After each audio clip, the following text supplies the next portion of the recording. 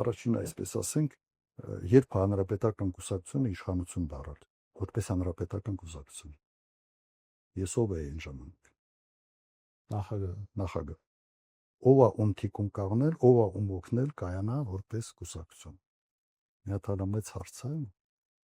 Իրենք թիկունք չկաղնեն, իրենք չեն լինի, ուրիշները կլինեն։ Ասեմ, այդ ուղղակի նույնիսկ բարոյականության ստե հարց կա այդ քարտի բան հնչեցնելու կամ կարող է երիտասարդներ են, որոնք այդ ժամանակահատված ուղղակի լավ չեն հիշում։ Հանրապետական կուսակցությունը եղել է փոքր կուսակցություն։ Վազգեն Սարգսյանը միասին պայմանավորվել ենք, Վազգեն Սարգսյանը դարավ առաջնորդ եւ հանրապետական կուսակցությունը որպես արդեն իշխանական կուսակցություն թափ հավաքեց։ Այդ իշխանական կուսակցության այդ իշխանության ժամանակ նախագահ իշխանությունը շատ ավելի մեծ էր կամ վարչապետ իշխանությունը, ես էի նախագահ։ Եվ ասել, որ իրենք են ինձ թիկուն կաղնել, այո,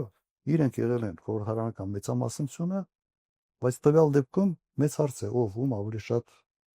աջակցություն է ցուցաբերել։